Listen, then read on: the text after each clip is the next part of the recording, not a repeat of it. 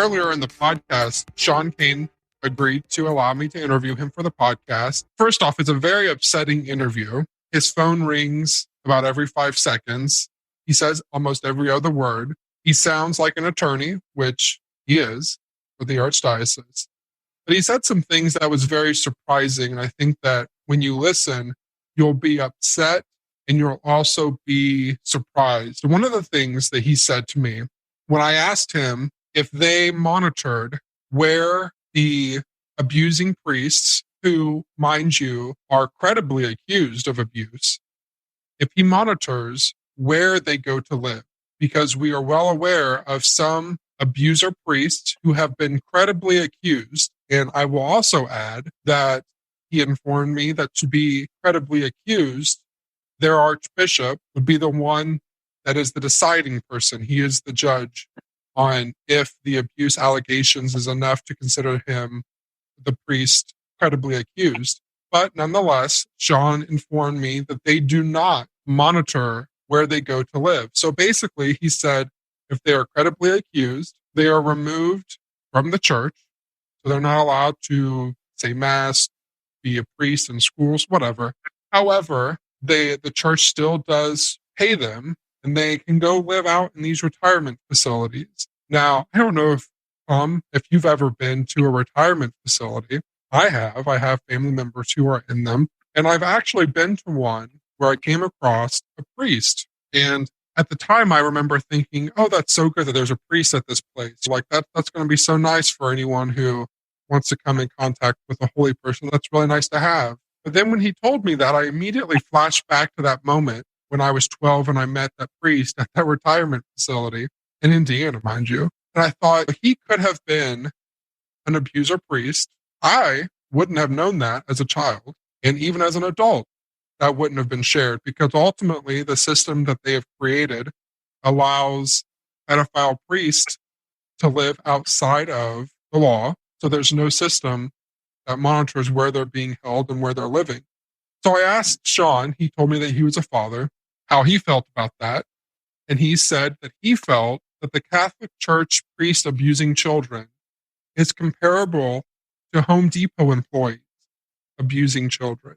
And one of the things that I've learned working on this case specifically is that, and you can correct me if I'm wrong, Tom, Catholics are taught the only way to heaven is through the church.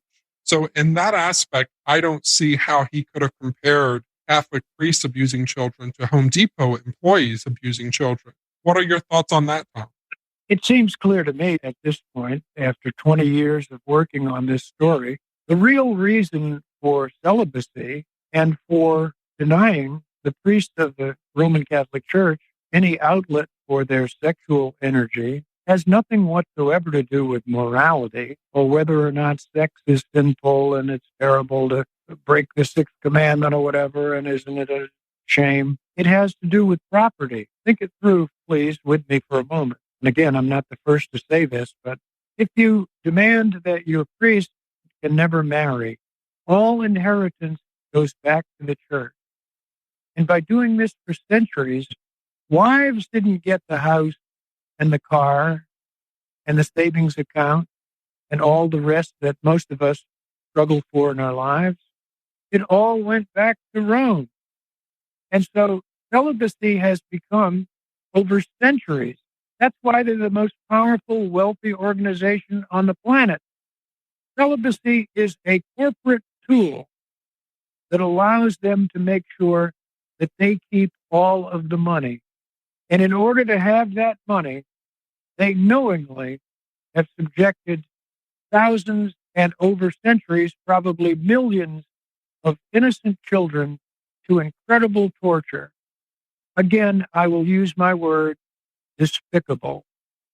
And if you look at all of that as part of one long story, you can see what I was stunned to learn.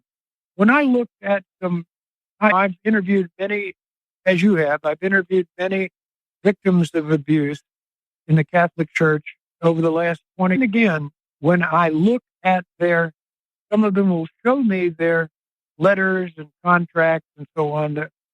It's been determined that they were credibly abused. and that they have suffered endlessly. The ones, that is, who aren't dead from suicide, drug abuse, alcohol, and broken marriages and lives of absolute suffering. I have talked to women living alone in single rooms, women with their children living in, pardon me, I get emotional, living in shelter. I talked to one of these victims. She's got 3 kids and she's living in a damn shelter for the homeless and begging for dollars to try to get food for them. These are people who were immeasurably harmed. For what? For the sake of the church's immense worldwide wealthy empire? I'm sorry if that sounds cynical. I've gone to great pains to show how much admiration and respect and affection I feel for the wonderful priests and nuns who go in every day and deal with terrific problems with their flock and help everybody get through the storm. But for an organization to operate in this manner, I think it's only 5 or 6 centuries ago that they came up with this odd decision that their priests must now be celibate. Before that, I don't think that was the case. It looks like the most cold-blooded and the cruelest kind of business manipulation that I can think of. And so I say to you, I don't want to get judgmental or horrible, but and I promise you, Shane, this is the only time I will quote the Bible in this interview. But I will remember a phrase. I'm a writer, you know that. I really value and respect language. And I forget what the context was, but Jesus himself once said, if you do this, quote, I will vomit you from my mouth.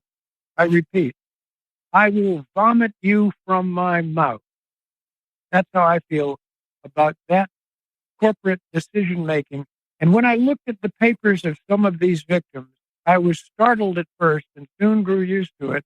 You know what it actually says on the settlement contract that these women and some men put out? It says, hereby hear ye unto these precincts at this hour, blah, blah, blah, in the Circuit Court of Baltimore, blah, blah, blah. Joe Smith, Joanne Smith, the victim of abuse, is entitled to a settlement to be offered to her by, quote, the corporation of the Catholic Church. Jesus was supposed to be the incarnation of human love and respect for other people and caring about them and helping them and loving your neighbor. This is the incorporation, not the incarnation. And the incorporation, I tell you now, and you'll let me yell for a minute, I vomit from my mouth. And so I hope, again, I have been responsive. I never really thought about the property thing. That makes perfect sense because I do know that for many hundreds of years, I want to say, that the popes were married, actually. And I knew that because of a old documentary I watched many years ago, actually, way before I knew anything about this case, that the popes used to be married. It makes perfect sense. I've heard over and over again, working this case, that people call the Catholic Church the machine or the corporation, the business. And it seems like that process of not allowing priests to marry in order to obtain their property after they die, it just feeds the beast, feeds the machine. So that all makes sense. I'm glad that you pointed that out. Thank you, Shane. Absolutely. I want to make clear here, calmly as I'm capable of, that indeed, I'm not giving you speculation. I have read through these legal agreements with survivors of this abuse, and they routinely say the agreement is between the victim and the corporation of the Catholic Church. In fact, they enjoy all of the protection and all of the political power and the rest. It goes with being a corporation. I've always found it interesting in the extreme as a student of language, the difference between incarnation and incorporation. A corporation is designed in large part to make sure legally that you are not held accountable personally and so on. The corporation does. And it makes perfect sense.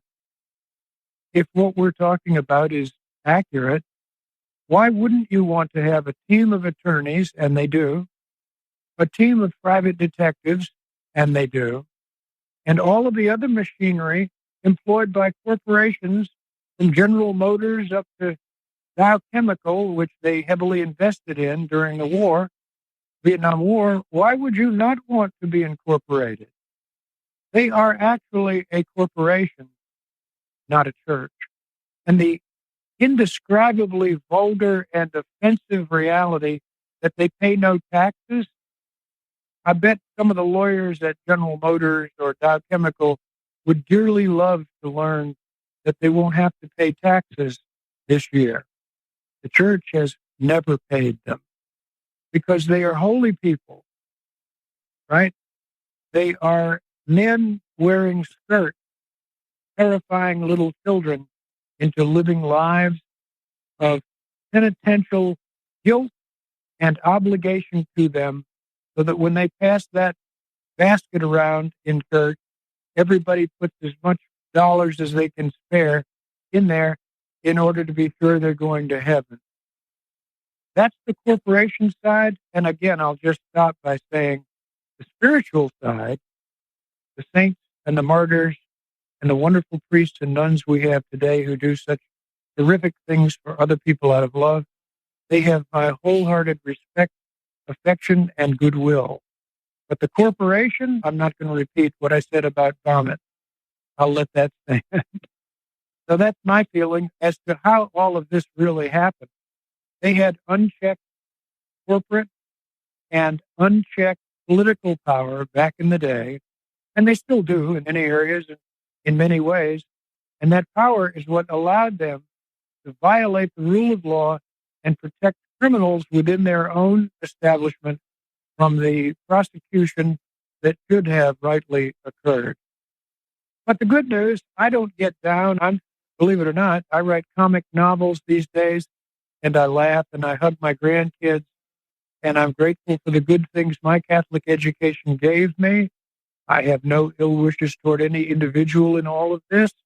I'm not on a crusade or a kick, but I'm just a reporter, just another in the endless stream of reporters out there who are saying the law is the law, and you don't get to avoid the law because you belong to a powerful corporation. So, Tom, do you think Cathy went to the police or the archdiocese about the abuse? What we do know is that a handful of the women who were abused say that they went to Sister Cathy independently without the others knowing and told her that they were being abused, that this was happening. So, in your opinion, being the wise person you are and knowledgeable about the case for so many years, do you think Cathy went to the police or the archdiocese? She was close to it, obviously. I've interviewed some of the same people that you have. There's no doubt that she was aware of what was going on. We know factually, tell me if you agree from your research, we know that Father Maskell appeared at Sister Cathy's apartment the night before she vanished, and two witnesses who were there reported. This witness reported that Maskell and Magnus came into Cathy's apartment on their own. Maskell appeared to be angry, while Magnus appeared confused. At that time, the witness and her boyfriend were told they should leave. The following day at Keogh, the same day Cathy was taken, this witness explains that Maskell approached her and said, "If you tell anyone, I will kill your boyfriend and your family." We know that those allegations are real and believable. And now let's just ask ourselves a key question. What's the likelihood that those two events occur on the same day that the nun vanishes? What's the chance that is merely coincidence? Come on. Coincidence happens now and then. We all know that. Even an Irish person like me is smart enough to understand that the odds on that merely being a chance moment are extremely low. And that night at 7 o'clock, approximately in the evening, she vanishes. Please. Got to be a connection there.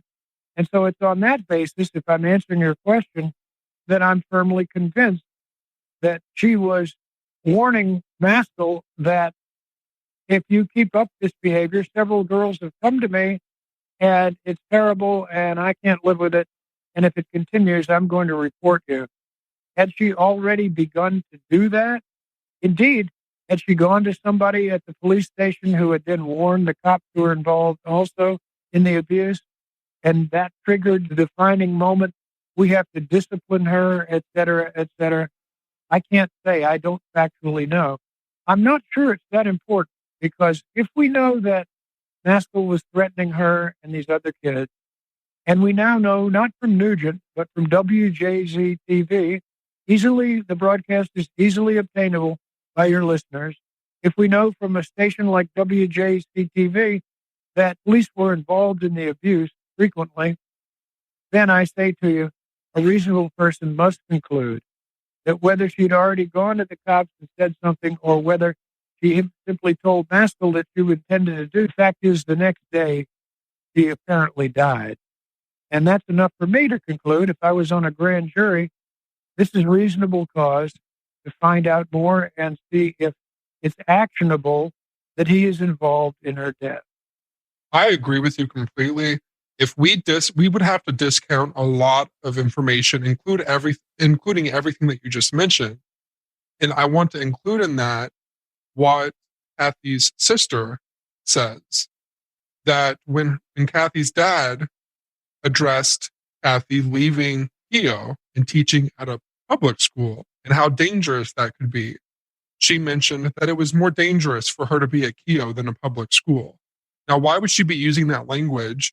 Also, you mentioned how Father Maskell and Magnus rushed into Cathy's apartment, very upset. And in my mind, I have to think through this. Why are two people that work at the school that she used to teach at no longer taught at the time when Maskell and Magnus rushed into her apartment? She was not teaching at the school that they were at. So why would they be doing that if it was not for this very reason? And also, throughout this entire process, I learned more and more about the type of person that Maskell seems to have been through not only the survivors who can talk about their experiences with him, but also some of his friends who have spoken about their interactions with Maskell. And it seems to me that he was such a control freak and was always used to getting his way, especially when it came to women, that in my mind, I think to myself, could he have done this? Could he have been pushed over the edge to the point where he wants Cathy murdered? And I can't help but to believe that if I put myself into his mindset with everything that we know about, everything that we've been told, and also the side of his faith that he's working in, the Catholic Church. But it seems to me that this was the one time that a woman told him no. And I think that is what could have sealed Cathy's fate. Because from what I've learned about Cathy, from people like Gemma and other students who knew her well, it seemed like she was a very stand-up person. And if these students went to her, as I believe that they did, I believe in them, and they tell her about the abuse, I believe she seemed to have been the person who would have stopped at nothing to ensure that it would stop.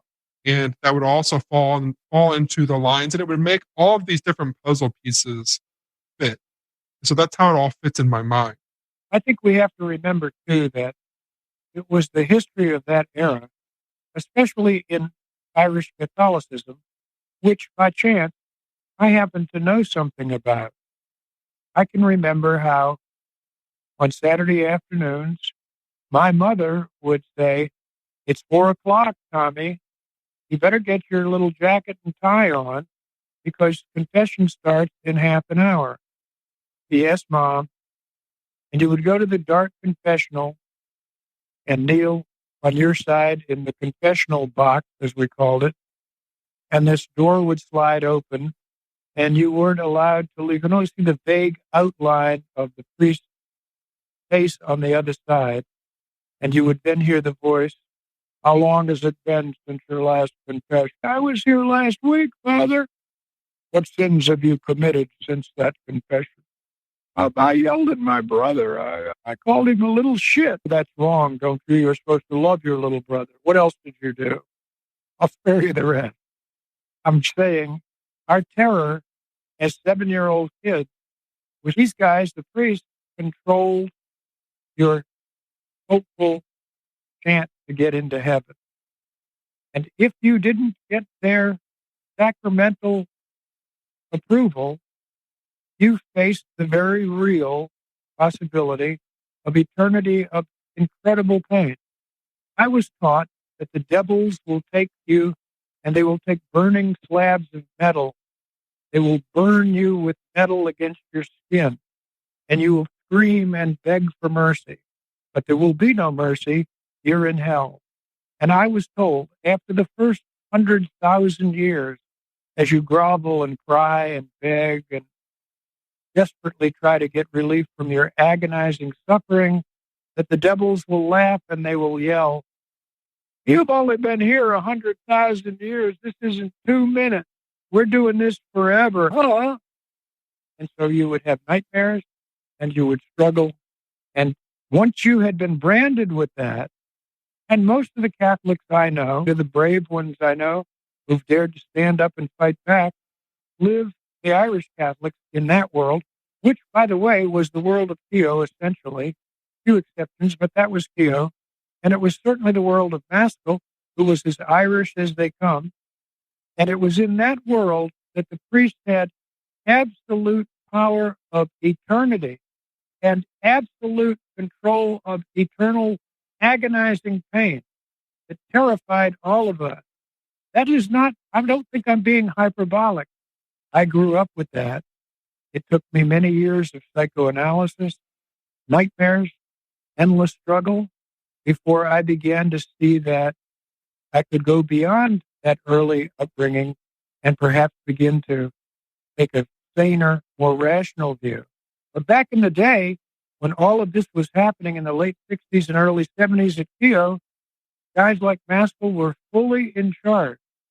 You've heard the saying, absolute power breeds absolute corruption. You know that phrase in politics? Oh, yeah. They had absolute power. It is now time, and you'll permit me one moment of rah-rah cheerleading. It is time to break their hold. It is time to destroy the corporation. Not the spiritual life of the church, let me underline that, and not the wonderful work that the good people in the church do, but the hold of the corporation must be broken. We have lived with tyranny in this arena, this world, from as far back as I remember, and I am proud, I hope, in a small, undemonstrative way, to have done a tiny part in breaking that hold.